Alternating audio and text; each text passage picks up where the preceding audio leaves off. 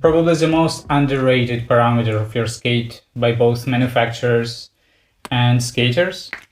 By manufacturers because they are still tend to selling you the complete setups like this, where there is already boot with a frame, and usually they are selling them with frames like this, which is 4x80. This is still, for some reason, considered the standard skate frame, for free skating at least. And I believe that is wrong. Also, the skaters tend to usually, because of that, buy in those kinds of setups with 4x80, and then they start thinking about different frames with different length only later on when buying their second or third pair of skates, or when they get bored and they want to try something new. And I believe there is a fundamental connection between the length of the frame and your foot size. And because all people come in different shapes and sizes, this means that this kind of frame cannot be considered a standard by any means. And I will explain more deeply why it is like that later on. But let's start with the definition. So what is the frame length? The frame length is the distance between the front and rear axle. This is important. It's not the complete length of your setup, including the wheels, but really between these 2 points. You might think this is not a very useful number, but in fact it is, because this distance is really something that defines the frame, while this complete length is something that defines your setup. But you can always put smaller wheels in this frame, which would make the length of the setup slightly shorter, while the frame length will still remain the same. And to my knowledge, all the manufacturers are using the metric system, so they define this distance in millimeters. Now there are a few common values for this distance between the front and rear axle that is driven by the geometry of the frame, and more precisely the dimensions of wheels that it was designed for. For example, this so-called standard setup 4x80 usually has a frame length of 243 millimeters, which is driven by the fact that you have 2 wheels of 80 millimeter diameter plus 2 halves of the wheels, 40 millimeter each, plus 3 times 1 millimeter spacing between the wheels. If you take this frame, it's 4x100, and its length is 303 millimeters. Again, you have 2 times 100 plus 2 times 50 plus 1, 2, 3 times 1 millimeter. You get 303 millimeters. Same thing works for this 5x80. Also for 3 times 125. But when you get to 3 wheel frames, there is more space for variations by the manufacturers. For example, this is 3x110. And you can see that if you would squeeze them exactly 1-to-1, it would be pretty short. So to have some reasonable lengths, they can put some more spacing in between the wheels. It can be symmetric, it can be asymmetric like here. They can be even longer. Usually they do them for speed skating. So with 3 skates, manufacturers have more freedom of how much spacing to put between the wheels. While with 4 and 5 wheel frames, they usually just squeeze them as close as possible. So for those frames, there is a close relation between the wheel size and the frame length. For 3 skates, it's usually not that strict. Now, this was what concerns the manufacturing side of the frame, namely when manufacturers try to squeeze certain amount of wheels under your foot.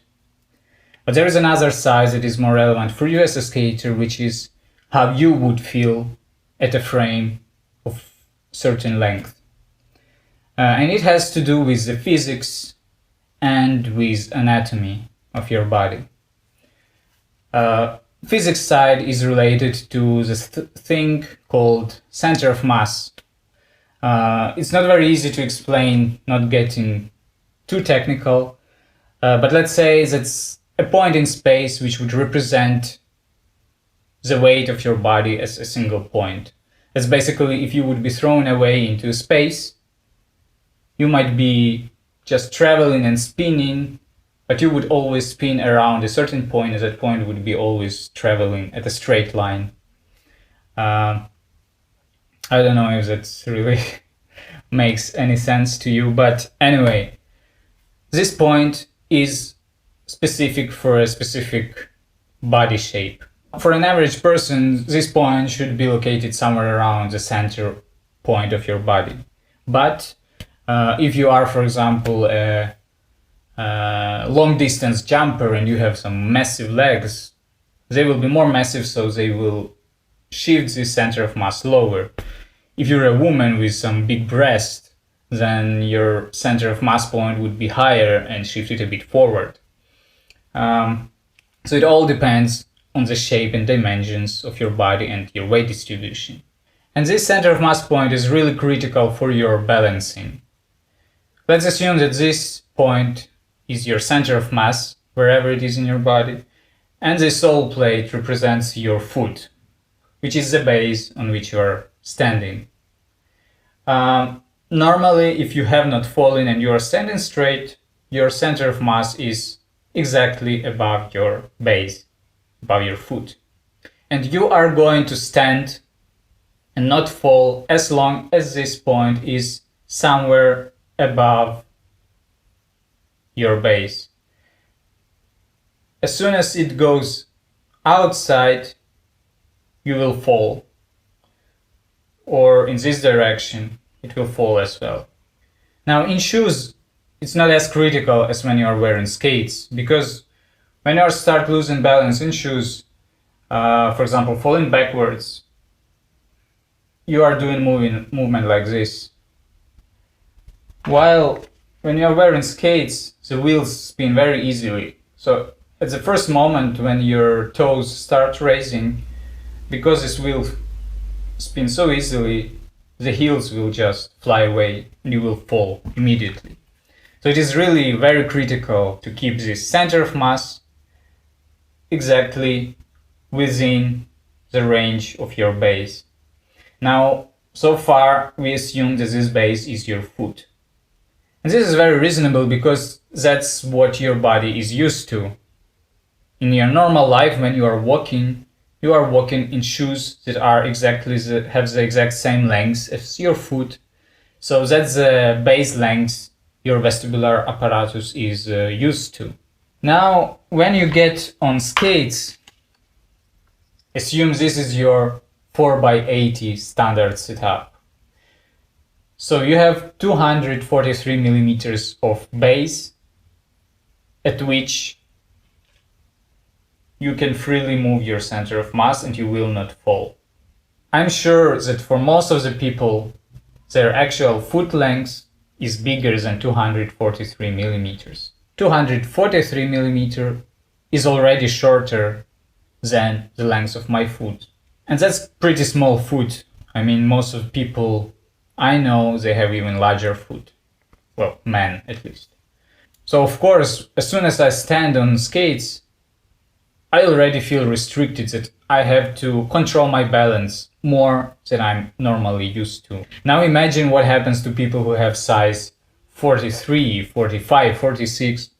When they put a frame like this, it should feel mostly like balancing on a barrel in circus, because it's really so short that you have to control your balance in a much shorter amplitude than you are used to in normal life. So the learning curve for them for skating must be way steeper than for me, for example. And that is the reason why, for example, I like so much this frame, because, okay, you can see that this boot is already a bit bigger than my foot, but let's assume that my foot would be like this.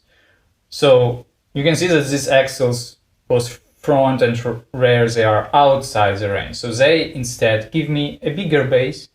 So I have quite more extra base lengths on which I can balance. So I can feel much more relaxed and there is much less chance that I would fall. And here I want to demonstrate you how this 243mm and 324mm compare in terms of balance. So as you can see, on a longer frame, I can lean forward at much larger angle before I lose equilibrium, and this is what gives me this extra security and protects me from falling easily. The same happens when leaning backwards, of course. Another interesting feature of the center of mass is its vertical position. For example, if I bend my knees and move my center of mass lower, it provides me larger amplitude of angles at which I can lean and not fall. So this is the reason behind the famous "Stay Low" by Bill Stoppard. And for example, if you put on a backpack, it will shift your center of mass backwards, and then you will have to adjust for that by leaning more forward.